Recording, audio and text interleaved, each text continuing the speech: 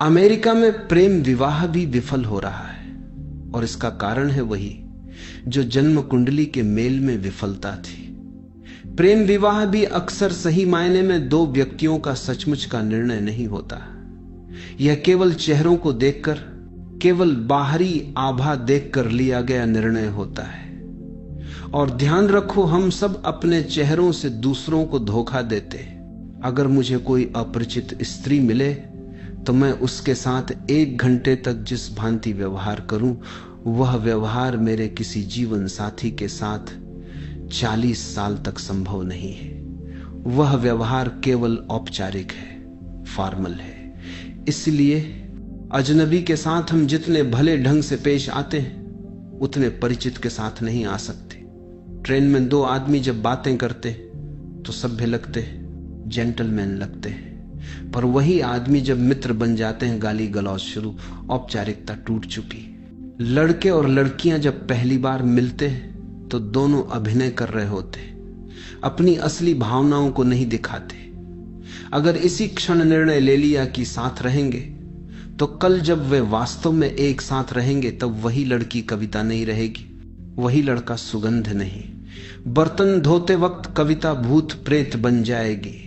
जिस लड़के में सुगंध थी, दिन भर मेहनत के बाद बदबू आएगी। असल में समुद्र के किनारे मिलने वाला सुगंधित प्रेम केवल फ्रेंच परफ्यूम की तरह तैयार किया गया होता है।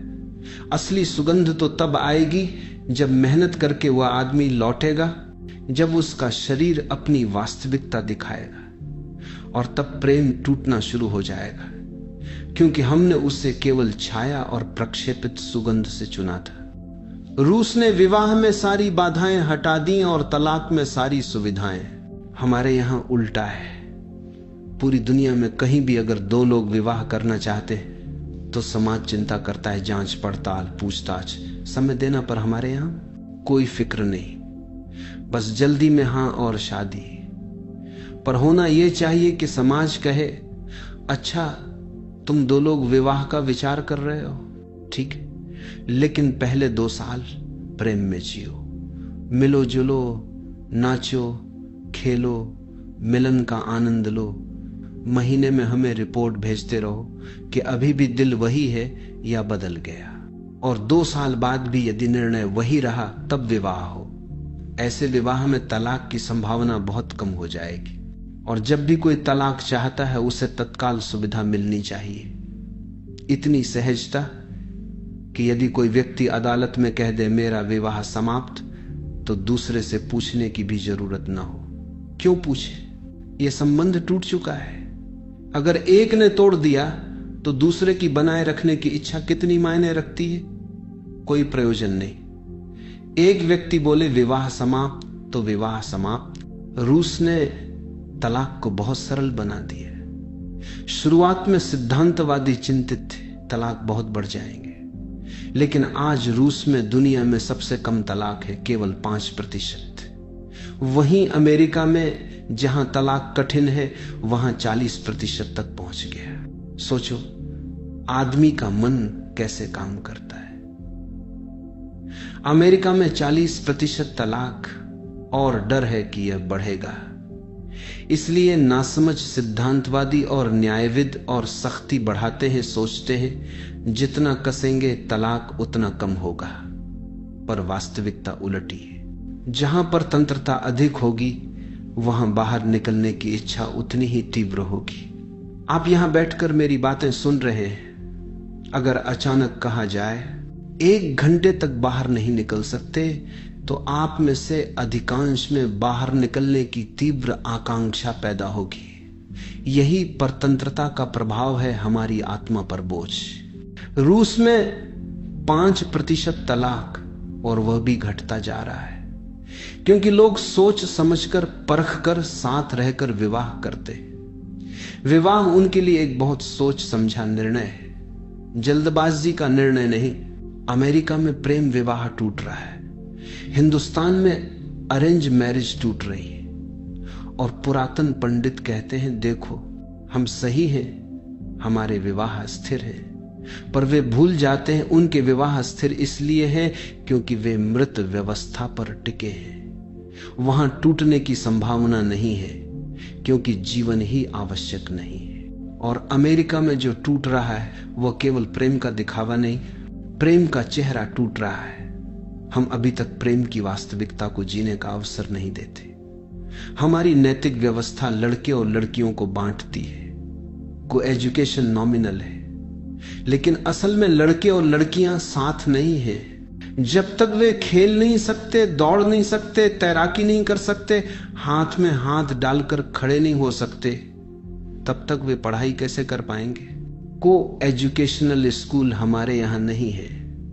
लड़कियां बेंचों पर, लड़के दूसरी ओर, प्रोफेसर बीच में, किसी से पढ़ाई नहीं हो रही। यह को मिस एजुकेशन है। साथ मिलकर स्वीकार करने का तरीका नहीं है। प्रेम के लिए सिचुएशन चाहिए जहां स्त्री और पुरुष समान भाव से स्वीकृत हो, जहां खेल खेल में दौड़ रहे हों, हंस रहे हों, गपशप कर रहे हों और किसी को कोई डर न हो। यह आश्चर्यजनक है कि जिन कारणों से हम चिंतित हैं वे हमारे जीवन को विकृत कर रहे हैं। स्त्री और पुरुष के संबंधों को जब तक हम सहजता, स्वास्थ्य और निसर्गता के साथ नहीं स्वीकार करेंगे, नया परिवार नहीं जन्म ले सकता। पुराना परिवार विकृत है। क्यों? क्योंकि उसमें मूलभूत परिवर्तन है काम, यौन भय, रोकथाम। रोकने की कोशिश से संबंध विकृत, परिवर्तित और बीमार हो जाते हैं। एक बार जीवन की मूल धारा विकृत हो जाए, उसको वापस लाना कठिन है। इसलिए उचित यही है कि जीवन की धारा को उसकी सहजता में स्वीकार करें। और जो पुरानी चिंताएं थीं, बड़ा डर यही था कि लड़के और लड़कियां अविवाहित अवस्था में संतति जन्म न दे दे। इसका उपाय केवल यह था, उन्हें दूर रखो। और ऐसे ऐसे मूर्खतापूर्ण उपाय किए गए जिनकी कल्पना भी मुश्किल है। एक मित्र ने मुझसे पूछा कि मैं परिवार के संबंध में कुछ कहूं। परिवार के संबंध में पहली बात मैं यह कहना चाहूंगा कि परिवार मनुष्य द्वारा निर्मित की गई प्राचीनतम संस्था है और स्वभावतः यही सबसे अधिक सड़गली, सबसे अधिक विकृत और दोषपूर्ण संस्था है। परिवार ही मनुष्य की अधिकतम बीमारियों का स्रोत है और जब तक परिवार का रूपांतरण नहीं होगा तब तक मनुष्य के जीवन में शुभ, सत्य और सुंदर की पूरी संभावना विकसित नहीं हो सकती। परिवार प्रेम से पैदा नहीं हुआ, बल्कि प्रेम को रोककर जन्म लिया। इसलिए सभी पुराने समाज प्रेम से पहले विवाह पर जोर देते रहे। पुरानी सभ्यताओं का आग्रह यही था, विवाह पहले, प्रेम बाद में। विवाह पर जोर देने का अर्थ केवल इतना था कि परिवार एक यांत्रिक व्यवस्था बन सके। और देखो, प्रेम के साथ यांत्रिक व्यवस्था का तालमेल बिठाना बहुत कठिन है। इसलिए जिस दिन दुनिया में प्रेम पूरी तरह मुक्त होगा, उस दिन परिवार आमूल रूप से बदल जाएगा।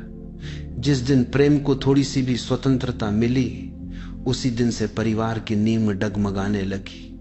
जिन समाजों में प्रेम ने जगह बनाई, वहां परिवार धीरे धीरे बिखरती हुई व्यवस्था बन गया। ये पहली बात समझ लो, हमने परिवार की नींव में प्रेम को काट दिया। परिवार केवल एक संस्था है, एक यांत्रिक व्यवस्था है, प्रेम की घटना नहीं। व्यवस्था में कुशलता हो सकती है, परंतु मनुष्य की आत्मा का विकास रोका जा चुका है। प्रेम व्यवस्थित नहीं किया जा सकता।